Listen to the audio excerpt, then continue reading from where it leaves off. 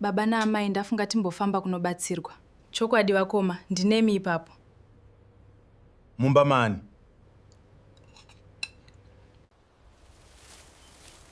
Tadzungaira nekushaya wano makore edu afamba. Tingatofira munhanga chokwadi dambudziko redu riri pai. Amaikonei baba kana tikataura zvekufamba. Vamwe vabereki vanofamba nevana vavo wani. Asi baba pane zvavanoziva. Asi imiwo pane zvamakanzwa. Baba ndaneta ini nekushandira mahara. Mabasa ese andinotsvaga handibhadharwe. Ini rangu basa rapera nhasi. Baba handizive kuti munyama here, asi ndinoti kwese kwandashanda handibhadharwe. Iniwo baba, ndikawana basa, handigare pabasa zvekuti mwedzi unosara kupera ndadzingwa. Sekuru, ndaidawo kuti mabhizimusi angu apfumbire. Ndakuudza wani kuti ndipe mombe 5. Zvino handina pari zvino ndingatozowana kana zvazaruka sekuru. Kana usina mari chisiya wanyora mazita evana vako pabepa iri. Ukasauya nemari yangu, vana vako vacharipira upenyu hwavo hwese. Zvoreva kuti vachashandira mahara kusvika waripa mombe dzangu. Kumba uko hakuna kumira mushe. Vasikana vari kutaura zvekufamba. Ini kwanguwo vakomana vadzungaira. Handiti pai takafurirana kuti zvedu zvaita. Ngatisadzokera kunovapa mombe dziya. Ngativatsvagei. Pano varipi? Asi hamusi kuziva kuti havasisipo.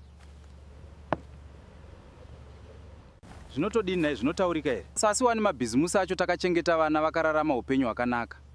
Zvichabatsirei vari kudawo kushanda zvavo? Dambudziko renyu haridi kufamba-famba kwakawanda, nekuti munenge musisina kusiyana neakaisa unye. Tingabatsirike sei? Baba venyu ndiri kuvada pano tipedze naye. Baba takanzi tiuye nemi kwatakaenda. Asi muri kundipuma. Handidi mashura pamusha pangu. Tsiurai vana venyu ava imhosva yenyu. Mwari tanzwa kuchema kwedu. Pindirai mumhuri yedu. Tsiurai vana venyu ava. Baba tese takatadza kare. Pindiraiwo tinosungurwa. Gadzirisai ndau dzenyu ana baba musunungurwe. Azvibatsirei kutiza ndau dzisina kugadzirwa. Tauyawo kuzoripa mombe 5 dzinove chikwereti chababa. Manje ini ndinonamata handitambire uripwa uhu. Kune vamwe vakatouya ndikavaudza zvimwe chete.